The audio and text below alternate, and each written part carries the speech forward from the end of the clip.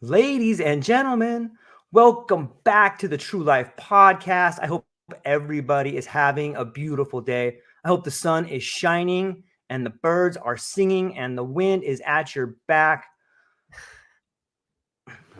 I want to welcome everybody back to the TrueLife Podcast, where we delve into the depths of human experience and enlightenment, guided by the wisdom of extraordinary individuals. I'm your host, George Monty, and today I have the distinct pleasure of welcoming Julia Arpag as my esteemed guest. Julia's journey is a testament to the transformative power of faith and passion. As co-founder of Aligned Recruitment alongside the remarkable Alanna Thomas, Julia's commitment to people and her unwavering faith in God have been the driving force behind her remarkable career.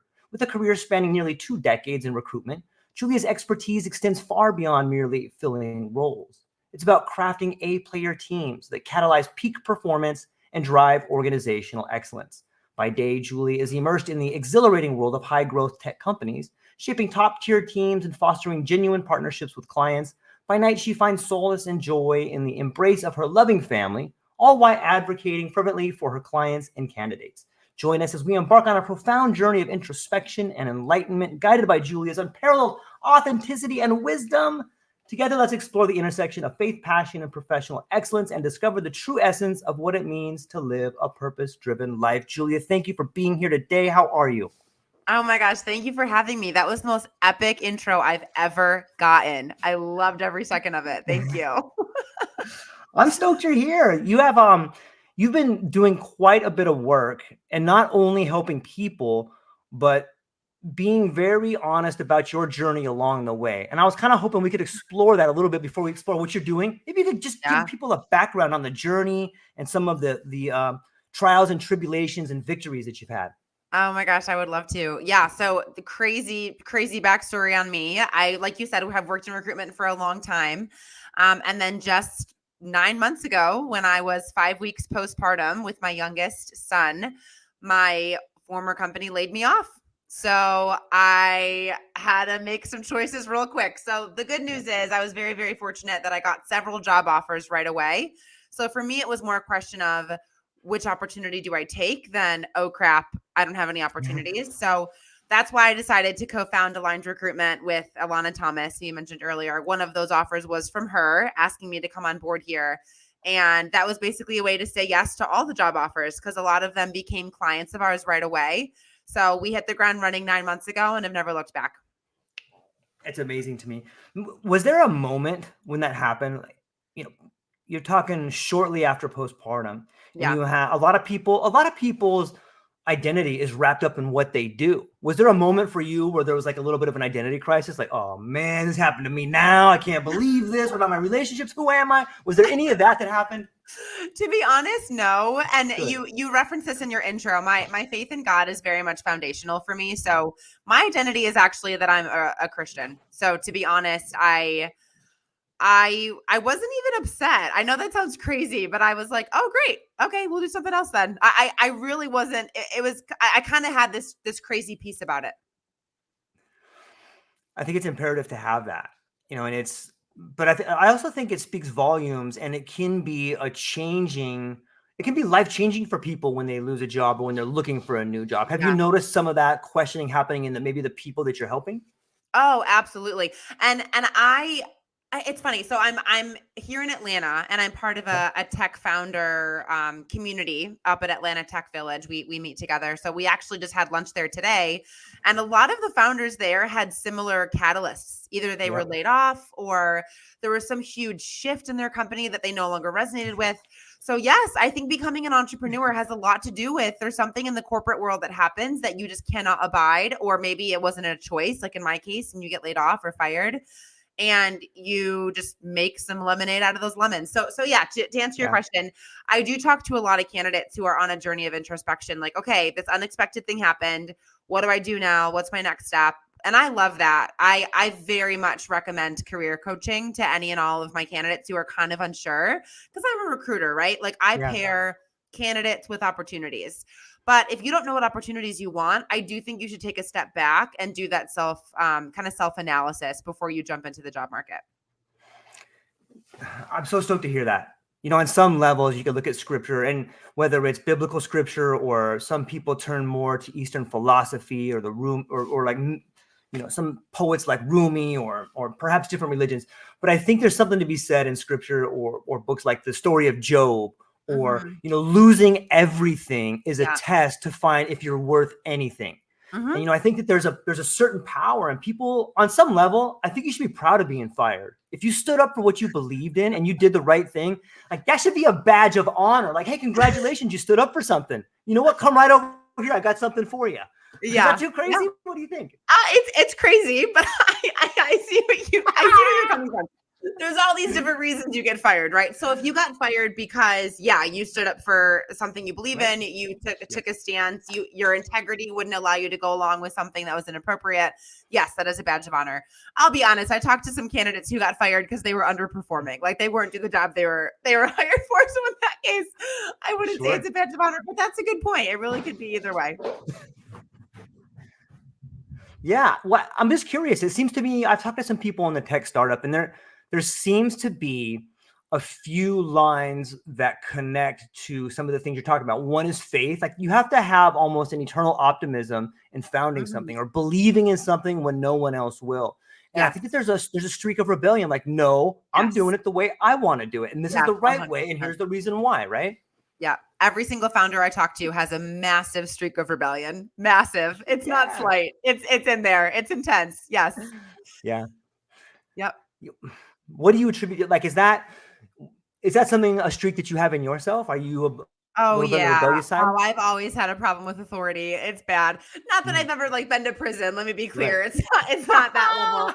But yes, ever since I was a kid, I would just get so annoyed. What really makes me mad is when I am told something that I disagree with. Like when someone's like, this is just the way it is. You just have to do this. I'm like, but why?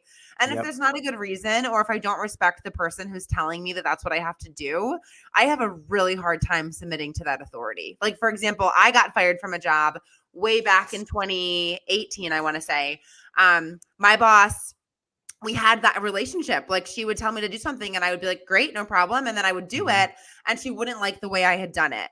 Or there'd be a lot of pushback about, me saying, hey, I'm a recruiter. All I need to do my job is my phone and my computer. Can I work from home a little bit? And they were just like, absolutely not. That's not the way we do things here. So that kind of culture, I can't abide. Like I haven't worked in an office since then. That was my last office job. I've been remote for the last 6 years because of that. Like I value autonomy over basically anything else, which I think is the case for a lot of founders.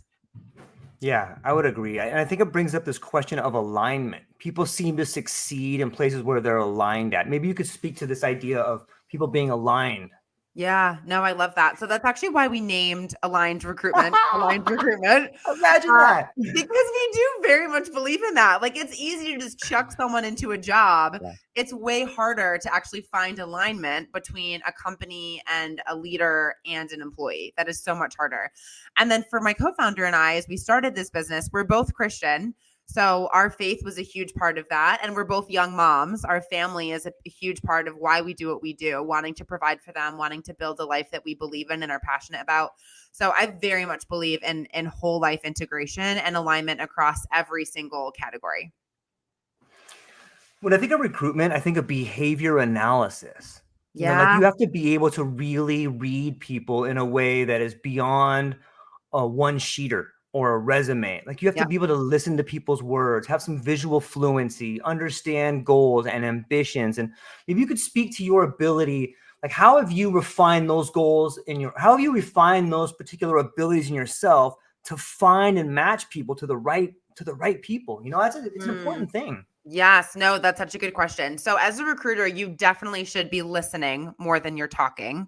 Like there is an element where you do have to explain the job, explain the company, make sure it's a good fit. But I pretty much ask questions my entire conversation with candidates. I'm not normally pitching them or trying to convince them to take the job. I'm mostly just listening and trying to understand what they're looking for and what they've done in the past. So that's huge. And then like you said, emotional intelligence is key for basically every job. Like even if you're in a more technical position, like let's say you're a product owner or a software engineer, you do still need to have emotional intelligence to interact with your team and with your clients. And so that is a huge piece of what I do is kind of reading how are they communicating with me? Because that will show me basically how they would communicate with that company. So that's huge. Absolutely. Yeah, it's a great point. A lot of times people talk about a work-life balance. And there's a few questions I want to ask in this particular domain. First off, is there such thing as a work-life balance, or is it more of your life's work? Like maybe you can fit in there somewhere, right? Right. That's kind of an interesting concept, right? Yeah. Yeah. Well, I think gosh, I have so many opinions about this. I don't even know where to start. Okay. Yeah. So for me, I used to so struggle with this. I would get so depressed early in my career because I was like, man, I would love to do work that I love. Like I would love it Yeah. if I, that sentence, what is the quote? Love your work and you'll never work a day in your life, something Right. like that. And I've actually shifted my perspective. So I actually believe that any meaningful work will be hard at some point. So I think the reality is anything you do, even if you love it, will feel like work. So I think there is an element in which there needs to be a work rest rhythm. So if you're working all the time, I don't think you're honoring your spirit, your relationships. But if you're resting all the time, you're not doing what you were put on earth to do, which was to contribute and to make the world a better place. So I actually do believe in work-life balance. I do believe in doing work that you care about and that you think matters. But I also believe in taking a lot of time for me to be with your family and just really invest in the things that matter to you outside of the thing that gets you money at the end of the day. Yeah, it's an interesting concept. We got a Mark Davis, who's a recruiter himself and an incredible individual, especially in the world of plant medicine and cannabis. Mark, thanks for joining us today. He's got a question. He says, Julia, what are your thoughts about AI and ChatGPT in recruitment? Here it is, a big topic these days. Yeah, that's a good question, Mark. So AI has been here for a very long time, right? Like AI is the thing that allows us to search for the right candidates in LinkedIn Recruiter or allows us to evaluate resumes using an applicant tracking system. So I think the fact that ChatGPT and other tools are here now, I really think just makes our job easier. Will it replace some of the more administrative tasks of recruitment? God, I hope so. No one likes doing those anyway. So I would love for those to be replaced. And as far as the personal aspect, like what we were just talking about, as far as the communication, the emotional intelligence, like actually vetting the person you're speaking with, that human touch, the need for that will literally never go away. So I think that'll just be a marriage of increasing AI capabilities, but also the need for human to human interaction in recruitment. Yeah, it's a great point. And I'm hopeful that AI becomes the incredible tool that it's been, and it levels the playing field for so many more people. And this kind of leads to another question I'm thinking about. It seems today, if we look at demographics, like there's this giant group of boomers that are kind of finding their new life or retiring. And then you have these Gen Xers that may have been part of the legacy system that maybe doesn't have like sort of the new school stuff like this. How do you see the job market changing, and from the eyes of a recruiter, and you see this new world kind of budding, this new technological world? How do you see like the marriage of the legacy system and this new system that's happening together in the eyes of a recruiter? That's a good question. I think it's honestly individual. I get your point that generationally, Right. there, people have grown up with different access to Right. technology, different experiences with it. So I totally hear that. But what I have found is that there are some Gen Xers who are way more tech savvy than a lot of millennials I know, or a lot of Gen Zers I know. So Right.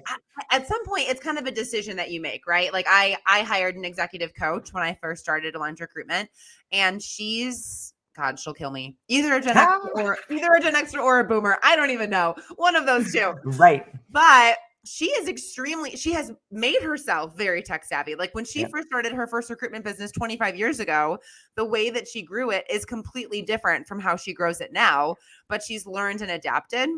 So I think it's the same as any time in history, right? There's always going to be new systems and ideas and technologies. And if you can adapt, you'll thrive. And if you don't, you won't. Yeah, that's kind of technical Darwinism on some level, right? Yeah, Like you're just honestly, changing. yes, it literally is though. Like you will get left behind, and I've Wow. posted about this on LinkedIn.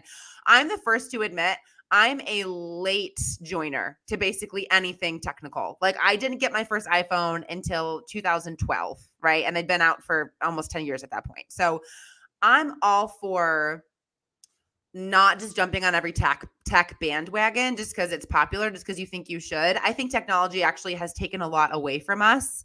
And I actually really do believe in prioritizing face-to-face time as much as possible. We have really strict screen rules in my house, much to the chagrin of my 2 teenage foster sons. They think we're crazy strict, but I'm like, I promise you, it'll make your life better if you are not addicted to screens. So I do think there are a lot of things to be said for being hesitant to just infiltrate your life with whatever new technology is available. But there is a degree to which you have to be able to adapt, or else you just won't be successful. Yeah. What are some of the things that you think technology is taking away from us? Oh my gosh, so many things. I mean, I think it's designed to be addictive, right? Mhm. Like social media is designed to be addictive, and it's very successful at that. Like I know so many people. You sit in a restaurant, right? There's so many Yeah. people just sitting on their phones instead of talking to the person across the table from them. And I think technology, like it gave us the gift of being able to access anyone at any time. But now it makes us feel like we need to make ourselves accessible to anyone at any time. So we can never just focus. We can never just be. I know it's really hard for people, myself included, to put my phone down and just do focused work. Right? Like I always have notifications going off. There's always dinging happening. Like you have to be so intentional to just block all of that out so that you can be present with whatever project you're working on or whatever person you're with.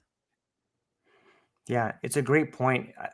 In my house, my daughter, we have a kind of rule where we have screen time, but there's a difference in consuming and creating. And I think that when you're actually creating things, even though you're on the screen, at least you're not consuming them and taking it in a passive way. You're being Totally. part of the conversation, right? So you're giving back and you're seeing on some level what your actions look like to other people. It's a whole another sort of visual fluency that we're kind of moving into. Yeah, that's actually a really good distinction. I think I'm gonna steal that from you. My 13-year-old foster son just started a YouTube channel, so he'll be thrilled for me to say, "Hey, I love that you're a creator. This is extra screen time." So Yeah. love Yeah. And that. I think it forces them to see with another lens through this relationship. Like in relationships with people we meet, people we love, people we work with, sometimes we can see ourselves in a different way. And I think when you create content, you're beginning to see yourself almost in a third person point of view, where you can judge, where you can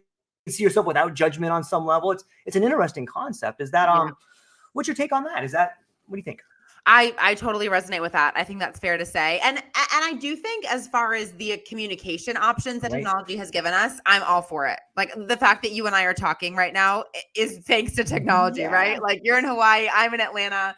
I'm very grateful to have opportunities like this. My entire family lives in different states or across the world. My sister's in Thailand, my brother's in Madrid, and I would never be able to speak to them if this didn't exist. So no, I definitely think there's a lot of benefit to using it as a creative platform, using it as a communication platform. I totally agree with that.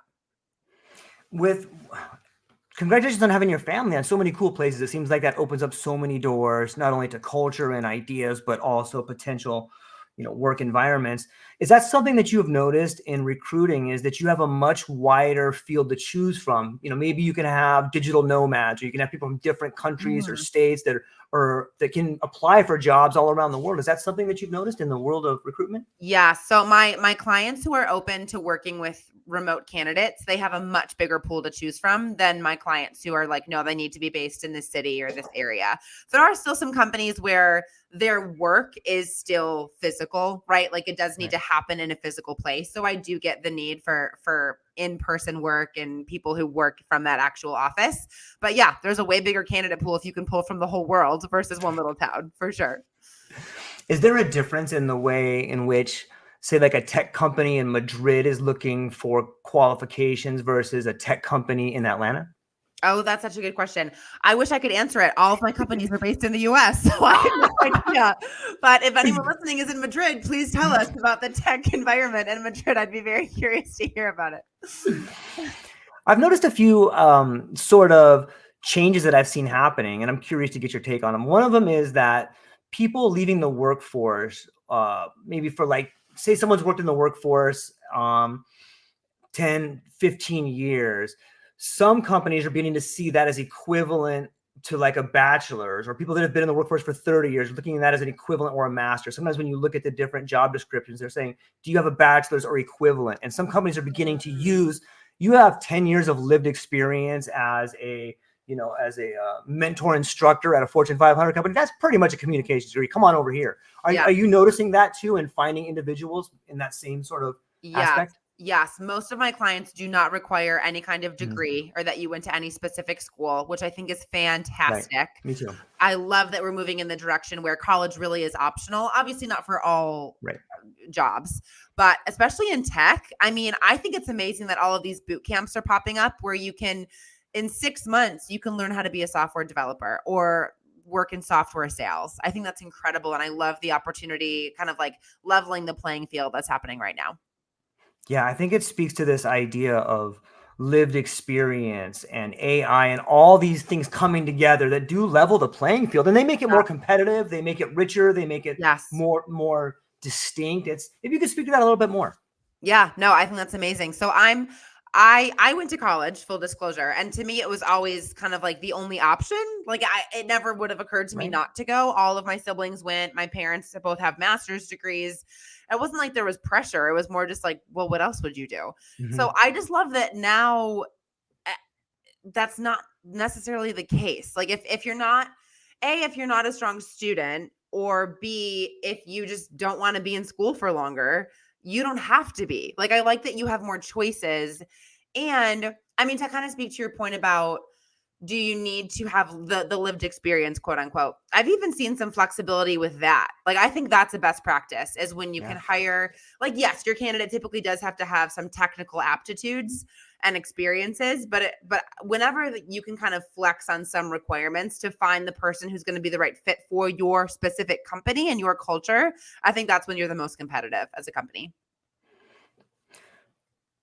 I heard a really good phrase that I like from Lloyd Lobo, a really cool fintech guy. And we were having a long conversation, and he's in the middle of our conversation. We were talking about economy and money and all these things. And he just stopped and he said, "You know what, George, I want you to learn this phrase, relationships with the new currency." What is your thoughts on that?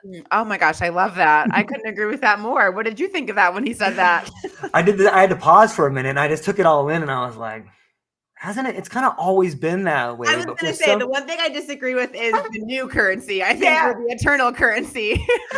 Right. But we've forgotten it on some level. I know for me, even though we were taught that as kids, like, the golden rule, do unto others you would do to yourself. Like, we have this idea of relationship, but it's very easy to get caught up when you're searching. And maybe this is a lack of faith. Maybe this is a lack of something spiritual or bigger, but it's easy to get caught up in defining yourself with what you have. And I think at that point in time, you forget about relationships.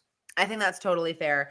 I think that comes down to, so I very much subscribe to the minimalism movement. I just posted on LinkedIn yesterday, actually. My husband and I have always saved 50% of our income, no matter what income level we were at the time. And the reason for that is because I think it's so easy. The same way you can get addicted to screens, you can get addicted to buying, like to consuming, and your needs for the moment feel like they're satiated by you receiving something new or buying something new, but they're actually not. Like, that hole is still there. So I wholeheartedly agree with him, and I live by that sentence, I would say. Yeah, it's funny when you start getting into the language and the words and meanings. We sometimes we buy things and we call them possessions. We have all these possessions, but possession usually is something out of a horror film, something that takes over you. You know what I mean? And on some level, your possessions kind of possess you. Absolutely. I completely agree with that. And I mean, obviously both of us are like people in the world. Like, we both have like podcast mics, for example. So we obviously have possessions. But I think that's such a good point. Like, it's about your posture towards that item. Like, how much does that mean to you? What is the hold that it has on you? And I think it's so, gosh, I mean, every piece of data that's ever been pulled on this shows that you're happier when you're investing in experiences and relationships than when you're investing in things. So I very much subscribe to that. Yeah, it's an interesting concept. We're in the process of moving here from Hawaii to California. And one of the things I really love is books. And I used to have like this incredible library. Like, behind me, you can see like one book. He's had like 5, and they were all full. And my wife's like, "We're not taking any of these books. We're going minimal, George." And I'm like, "We are?" She's like, "Yes." I'm like, "Okay." She's like, "How come you can't get rid of this book?" I'm like, "That's a first edition." She's like, "Who cares?" I'm like, "I care." And she's like, why do you care? But it led to this incredible discussion. The reason I bring it up is that it's a great exercise in letting go. And I think when people let go, they find freedom, whether you're letting go of a possession, whether you're letting go of an idea, an when identity. you're letting go an identity. Yeah, maybe take it from there. What do you think? Yeah, no, I totally agree with you. Well, wait, I'm curious. Why are you moving from Hawaii? That sounds like a paradise. Why would you leave Hawaii? That's insane. Well, I feel I'm in a position where my faith is being tested. I was recently escorted out of my job of 26 years for standing up for what I believe in. Okay. And it's an exercise in letting go. And I much like you, I believe that the world has plans for you. And when you do something that you wholeheartedly believe in, you test it. You want to live this life? Let's see how much you want to live this life. You want to spend more time with your family? Okay, here you go. Let's see. You wanted this, right? What you going to do? Wow. And so for me, I'm in a process of redefining who I am and figuring out why I live the way I did. And I think I've been given an opportunity to live a better life than I've ever imagined if I'm willing to have faith and take a chance in it. And that means doing things that I want to do, standing up for my word, spending more time with my family, moving back closer to be with family, stop being alone, stop having all these possessions. And so, and a lot of times, like all these conversations I've been having on my podcast are so cathartic for me. So thank you for being a part of it. Cool. Oh, that's so cool. That's so cathartic. I love to hear that. And thank you for sharing that. That's so, gosh, that makes more sense now while you were asking, like, well, what if someone got fired because there's a method to my madness. I don't have any skin in this game, but just hypothetically, imagine this happened. Oh, that's so funny. I love it. Okay, well, good for you. I love that you're taking it as a gift and not, having kind of the victim mindset about it. I think that's so beautiful, George, and really cool that you're doing that. Yeah, you have to. But yeah, it's funny. My husband's more like you, like in your description of your wife being like, get rid of these books. That's me. I'm like, why do we have anything? Like, let's just sell it. Right. So I want an RV. Like my ideal would be sell the house, sell everything we own, and just cram our whole family into an RV and just wander around the country. Like that would be my ideal. My husband is like, absolutely not. He's like, I need our hot tub. I need our sofa. I need all the things that make my life comfortable, which I get to an extent, right? Like you want your home to feel homey. I do understand that, but he would be the one that would be like, no, I need that first edition book. We can't possibly give that away. So I get it. It's interesting. Like it forces you to drill down on what you value and why you value it. And so one of the things I've found is that people, myself included, and a lot of people that I talk to, the things that we value usually have an emotional tie to them, whether it's a memory, whether it is an experience, but you don't have to let that memory or experience go by letting that object go. And in fact, letting go of that object or possession may even strengthen that memory because now you no longer have that sort of tangible tie to it. You don't need it. You have it here. You take a picture of it. Yeah, I completely agree with that. It doesn't have to weaken, the memory, the relationship. Yeah, I totally agree with that. When you talk about what's your idea on schooling for the future? Like you have young kids, and if you were to have an RV, what would you just do some homeschooling or what's your yeah. No, I've planned this whole thing out. Okay, let me hear. Let's hear about it. I've got this whole vision. So that's actually part of, like I said, aligned recruiting, alignment. Like this business is part of this whole vision. And I really believe in building not only what I'm building at the business, but what the business then allows my family to do. So I'll be honest, we've hit the ground running with this business. Like in just 8 months in business, we've closed $500,000 in revenue. Like I'm very grateful, and we've been so blessed. And it's allowed me to dream for the business and for my family and say, okay, what is actually an ideal way to build our life? Like what ideally would this look like? So for me, to answer your schooling question, I was homeschooled until I was in 3rd grade, and I loved it. Like I had such a fabulous time. It was crazy. You can fit so much more schooling time in when you're homeschooled. So when I started going to public school in 3rd grade, I came home and I didn't know it, but I was a total jerk. I was like, Mom, these kids are so dumb. Like, why don't they know anything? Which is like an indictment on me. Like I was not gracious, but it really is crazy how much more you can fit into a day when you're teaching 2 kids versus, 30. So yeah, I would love to be able to homeschool my kids. I would love to be able to continue to run Aligned Recruitment. Like this is a hopefully a lifelong endeavor for me. I really, really am passionate about what we're building here and what we're doing. And I would love to kind of build a family life that can walk hand in hand with it.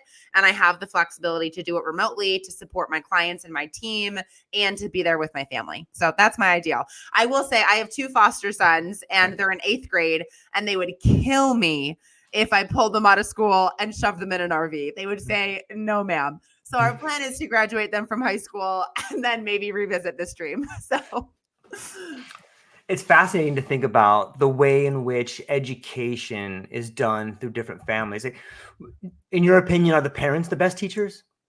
Oh, I think it's so individual. Like, I love our public school system down here. So I have no issues with it at all. It's not like I want to pull my kids out in the future because I think it's not a good system. I just want physical flexibility. Like I want to be locationally completely independent. That's my motivator.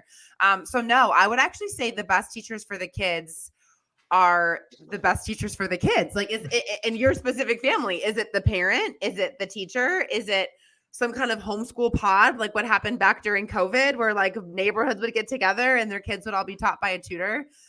I think it's so individual, to be honest.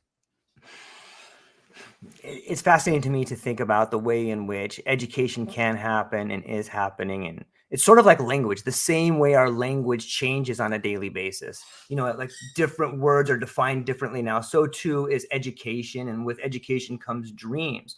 Do you think that the way you were allowed to dream when you started this company has changed the way you see yourself in the world? Like you mentioned, you were allowed to dream now. Maybe you could unpack that a little bit. Yeah. Honestly, I never really thought I would start a company. Like that was not really something I considered. I mean, I had like fleetingly thought of it, like, wow, it'd be really cool if I could just, I don't know, make all the money. Like, right? Like I knew at my last company how much we charged our clients, and then I knew how much I was making, and I was like, this doesn't make any sense. There's a lot of money missing in the middle here. Right. So because of that, I did start to think about like the financial implications of going out on my own. But I was like, oh God, it'd be so much work. You have to like get an LLC and get a website. Like it just all seemed so insurmountable to me. I was like, not worth it. I'll revisit that, you know, after my kids are older, or, you know, whatever period you make up in your head, right? When things will be easier. So I'm so grateful that I got laid off, because it kicked me out of the nest. Like I would not have started this nearly as soon, and maybe not ever, if I hadn't kind of had to. And yeah, it's opened up a totally new dimension of me dreaming what's possible for my career, for my family, for the legacy that I'm leaving on earth. Yes, all of that. I'm so grateful. I'm so stoked to hear it. And it reminds me of an earlier part of the conversation where you had spoken about asking your previous employer, like, why are we doing that? And it seems to me that the question why is the antecedent that potentially gives you the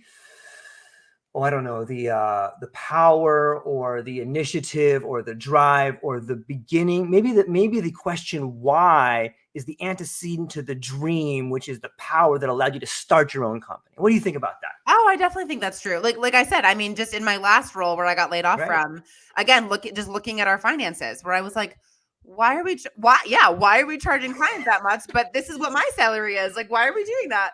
So yeah, I totally agree with that. I think asking the question why is probably what's initiated every single decision anyone's ever made ever. So yeah, I think that's totally foundational.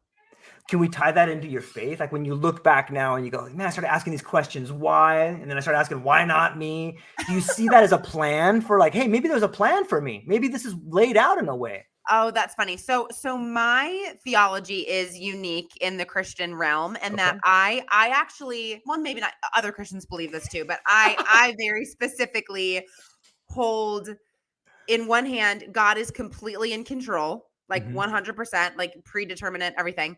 On the other hand, we are completely 100% accountable for our actions. I think both those things are true. I think they're both true at the exact same time.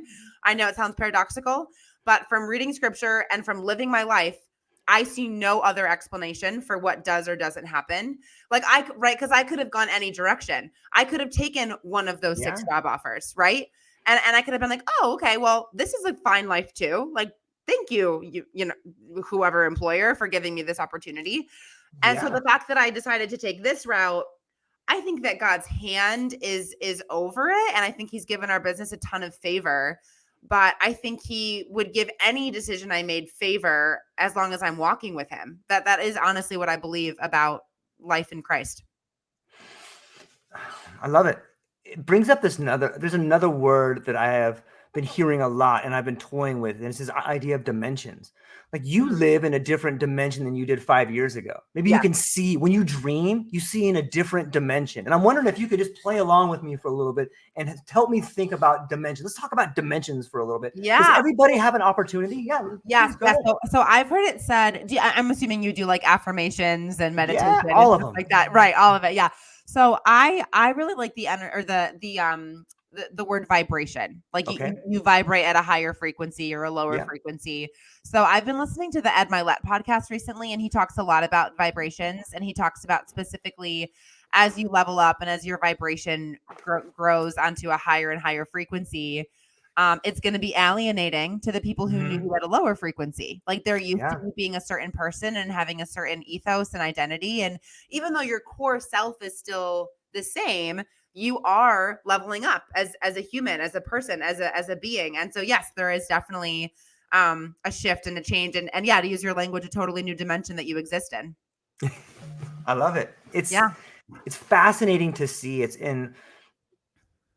I don't think it matters what word you use. Like I like dimensions and I've been using it more. You call it growth, you call it belief, you can call it whatever you want to call it, but you see the world differently when you begin to grow in a different way. And like that's where all of a sudden there's these opportunities that were probably always there. You just never saw them before. Totally. But you can read biographies or you can watch documentaries and you can actually see the growth in people and you can hear them talk about this magical thing of like, why all of a sudden these things started happening to me. It's like, I see it in this conversation with you and you're like, you know what, George, all of a sudden I was allowed to dream in this way. Like I get goosebumps when I think about it. Being allowed to dream in a different way. Like that's a different dimension. It is a different dimension. Well, is that what you feel like happened to you when you lost your last role and now that you're kind of in this new exploration phase? Like, do you feel like you're on that new dimension or not yet? Yeah, without a doubt. Like I have seen so much, but it didn't come easy. Like there was a real period of self-contemplation where my relationships that were with the people began to die. And it's like, oh my gosh, and sometimes I think that beginning anew means getting rid of the old. And that's a hard position for people to be in. People get stuck there. Like I know people that were where I was and they stayed there and they tried to go back. Like you can never go back. But that's part of the beauty of it. But you have to embrace it. Like you can't go back. I'm sorry. You have to sit with that for a little bit because it's tough, like and you do need to grieve it. Like I do hear that. Like I hear sometimes in like the founder community, like you just like get over it, like whatever, it's fine, move on. But I'm like, okay, now you have all this unhealed trauma that's just gonna slow you down. So no, actually take a beat, grieve it. But yes, then you do. The only way out is through. You have to keep moving forward. That's the best way. The only way out is through. And I believe the world, God talks to us, and there's signs everywhere. You can see them in nature. You can see them in your relationships. And when I talk on this podcast, I always tell people when they tell me, "Oh, I got fired," I'm like, "Congratulations, congratulations, man! Oh, you just left that relationship? Yeah, I want to high five you and give you a hug right now. Like this is your chance." Like I had a friend of mine that called me and he was in a really tight spot and he was in a bad relationship and he had just left and he was like living in his car. He's a fireman, but he was living in his car. And he's like, "George, I don't know what to do." And I'm like, "Dude, congratulations, man." Like, "What are you talking about? I lost everything." And I'm like, "You lost everything that wasn't important to you, man. Do you understand that? Like you have an opportunity right now to start over, clean slate, draw the picture that you've always wanted, man." People would die for that. There's people in the hospital banging on the gurney for one more day and you got it right now.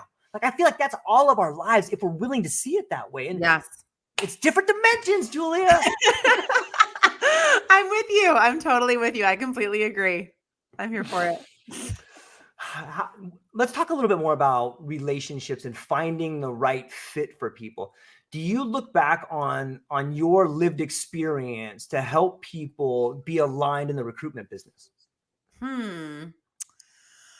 Gosh. Yeah. I mean, I think when I first started recruiting, I just kind of saw it as like holes to fill. You know what I mean? Okay. Like I was like, oh, this this team needs a data analyst, so I'll go find a data analyst. Like I didn't really think as much as I do now about the culture fit, the personality fit, the kind of the alignment, right? Like the fact that this is a whole person. This is not a data analyst. This is like Henry, who has a dog and lives in Oklahoma. Like, you know what I mean? Like there's like a whole person that I'm considering now. So at the beginning, I was just like, how do you even do this job? Like, what do you do? How do you find candidates? How do you plug them in? And now that I'm so comfortable with the technical side of it, I can go deeper and kind of get a better sense of what would actually fulfill my candidates and what would actually fulfill my clients and make their companies or help their companies stay good places to work. Without giving up like the secret sauce, are there like tools and tricks? You use like Hootsuite, or you go to people's LinkedIn files? Like, is there some sort of like way to I give away the secret sauce. So okay. I literally gave a talk last week where I was like, hey guys, this is exactly how I recruit. Okay, good. There you go. Bye. I very much believe in abundance. And as I give, that's what I'm here to do. I'm here to share. I'm here to give. And honestly, what typically happens is people are like, man, that sounds really complicated. Can I just pay you to do that for me? And I'm like, yeah, for sure. So all that being said, tech stack, I mean, LinkedIn obviously is where you'll go to find most of your candidates. You definitely should get LinkedIn Recruiter. You definitely need to get LinkedIn Sales Navigator because that'll help you find your clients. And then as far as your applicant tracking system, you can do something as simple as Breezy. That's what we use. There's way more expensive ones that you can buy, but I don't know why. You should not do that. I do not recommend it. So get a simple applicant tracking system, get some, candidate sourcing tools like LinkedIn Recruiter. Like I said, you might need an Indeed license, something like that. But that's basically it. You need a phone and a computer and a couple tools, and you can do this. In the world of like the startup community right now, maybe it's because of the circles in which you're working, or it seems like there's so much excitement there. Do you think we're at a pivotal point in time where all these startups are beginning to be the seeds for the next multinational corporations, or are these startups maybe in the process of being bought out later, or is that the goal? Or what do you think is the relationship there? Oh, that's a good question. A lot of the companies that I work with don't necessarily want to scale to be massive. Like that's typically not their goal. I would say, what I think is amazing is that with as many layoffs that have been happening in tech for the past couple of years, I think it's made more companies prioritize profitability. Like, I think there used to be this focus on like, just get as much VC funding as possible. Let's just like load money onto the ship, throw it at people, throw it at products. Like, let's go on these like lavish vacations, like as a team, right? Like you flew the whole team to Costa Rica, which is fine. Like, I think there's benefit to celebrating together and physically being together. But what I see a lot now is focus has shifted to profitability as opposed to, just getting more and more funding and throwing money at problems instead of throwing strategies at problems. Would you say that a lot of the companies you work for are lifestyle companies, or that you're recruiting for? As in, it's like typically like a single founder who's just kind of trying to like build a life that works for them and their family, and they're looking for a couple hires. More like the vision of their company is for their employees to live a life that is balanced and sort of not so much, hey, I want you to work every single weekend. You know what I mean by that? Like not focused on productive numbers and profitability as much as creating a great product or service. Or are those two things unbreakable? I would say it's both. No, I would say it's both. I mean, obviously, as a founder, your number one goal is to sustain your company, right? So you're making sure that the people that you're hiring are going to help you do that. But really, the only way to keep people on your team is to treat them well. And so, to your point, that just typically not include working every weekend or working late at night. I just interviewed a candidate today, actually, who is interviewing for jobs because his current employer has him on sales calls until 11 o'clock at night. And so the companies that do that are eventually just going to lose their best talent. Yeah. The Pareto principle, right? Sometimes people in positions, especially it seems multinational corporations, they're so far removed from the people that are producing great things for them that they just see them as a number, and it's like, hey, this person is this, but really that person's crushing it for you. And maybe they're not getting the recognition they need. It's interesting. Well, that's why we actually focus specifically on working with really small companies. Nice. So our largest client is 200 employees. And that Oh, was wow. very intentional. We only target companies that are either one of our companies is just a founder and she's right now hiring her first ever software engineer. So I love working with small early stage startups like that. And then up to, like I said, about the 200 mark where there is still very much that focus. Like everyone still knows each other. It's very much like a human experience and human interaction. That's the kind of culture that we want to build. What have you noticed about, it seems to me that like the word fractional seems to be all over the place now. There's all these teams of people. There's a fractional CFO, a fractional software. There's all these fractional people moving around. Yeah. What is your take on fractional? And Wait, maybe that's so funny, George. I literally was on a fractional podcast yesterday where it's run by these two guys who are fractional, I forget, marketing, something like that. And so they have on different fractional company leaders. So anyway, It's so funny that you asked that. I love it. I mean, it's what we do, right? Like we are fractional recruitment. Like we come alongside companies who don't want to hire a full-time in-house recruiter and we take on that work for them. So same thing as, if you don't want to hire an internal CFO, you work with someone who either gives you, 3 months of their time or 10 hours a week or however you work out your contract. So no, I think it makes so much sense, especially for small companies who either don't have the budget or don't have the need to actually hire someone full-time in-house. I think it's an amazing, amazing model.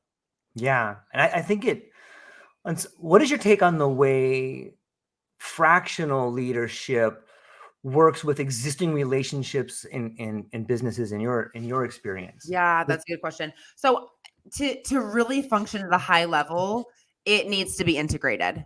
Like for your fractional consultant to actually move the needle with your business, they do need to be around the table of those executive level decisions. So with one of our clients, the 200 employee client, we are on their daily stand-up with their entire leadership team. Like the president of the company, the CFO, like we know all of those people very, very well because we're on those calls every single day and really aware of everything happening at the company. So if you have a fractional consultant at your company, they really should be part of those conversations so they actually can support you and move the needle for you and what you're trying to build. See, this is where I think the recruiter, someone like yourself, really needs to understand behavior. Because if you're going to bring in somebody to sit at those meetings, to hear all the dreams and hopes and desires, like you could be like, Julia, why you bring this knucklehead George over here? This guy, you know what I mean? Like, yes. Oh, I know. And that's happened to me, right? Where I've presented this candidate who I love. And then the client is like, I hated them. Like, what were you thinking? That has definitely happened to me for sure. So there are times that I missed the mark or we just interpreted the same person totally differently. Like I experienced them in a totally different light than someone else did. So it happens. We're human, Does your relationship with the person change? Like, did they not trust you anymore? Like if you bring in someone like that, or how does that affect your relationship? Yeah, no, I am amazed that, so first of all, my track record is typically that doesn't happen, right? Like that's a one-off. Okay. So I think I build trust through all the times that doesn't happen. And then I think what helps too is that I ask a lot of questions. Like if I missed the mark, I'm like, okay, thank you for that feedback. Like tell me what you saw that you didn't like, or tell me what you didn't see that you would have liked to see. So I'm always approaching it from a place of curiosity. I'm not offended. I'm not defensive. My posture is very much like, hey, thank you so much for the feedback. Tell me how we could do this better next time. So honestly, no, it really hasn't broken trust for me.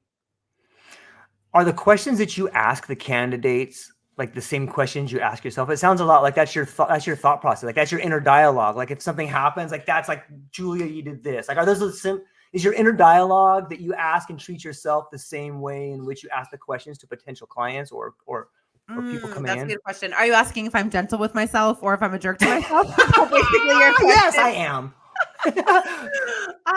It depends, right? Like every human. Yeah. I try to be gracious to myself because beating myself up isn't productive. Like it doesn't move me to the level I want to be on. But there are definitely times that I beat myself up where I'm frustrated with myself. I'm like, oh, why did you do that? Or you did that wrong, or you should have handled that better.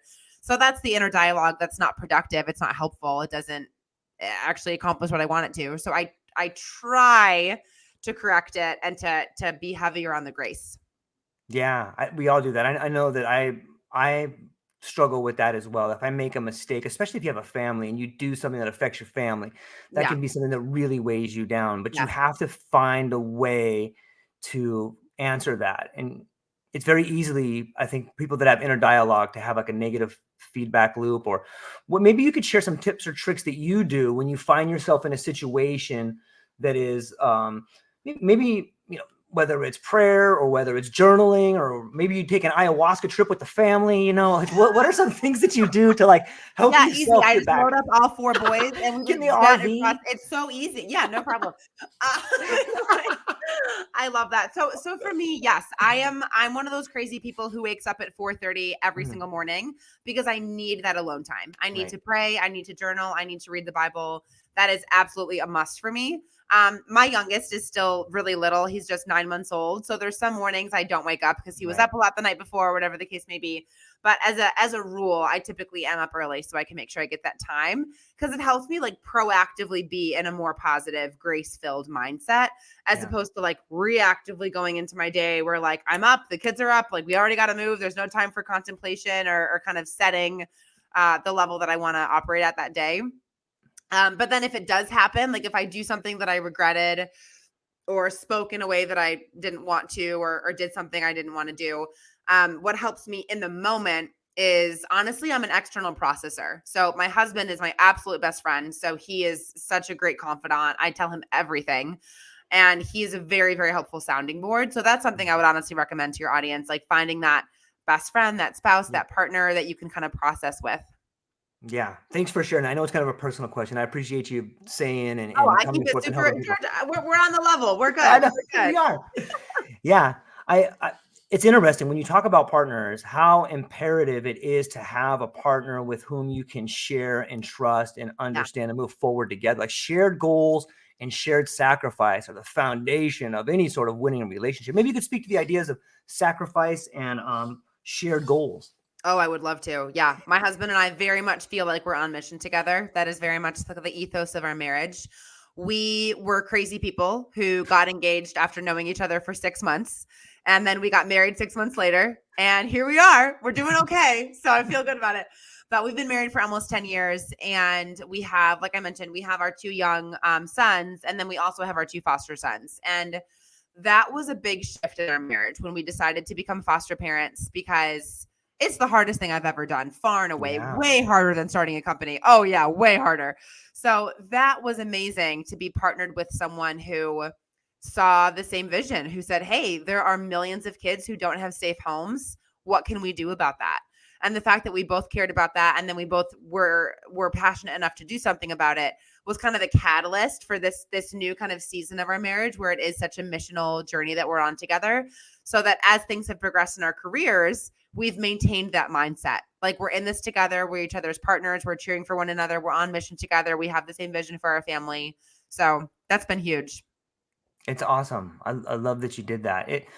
Maybe you could speak a little bit to the idea of, how do you look at the actions you do in this world? Like, do you see yourself moving on a path that, like the stone that thrown into a calm pond of water that creates ripples? Do you see the actions you're doing now that are going to generate prosperity for other people later in life? Is that how you see your mission moving forward? Or is there like an ethos or some sort of a philosophy that you follow that you can share with everybody? Yeah. I really hope the things I'm doing now impact people. That's what keeps me going.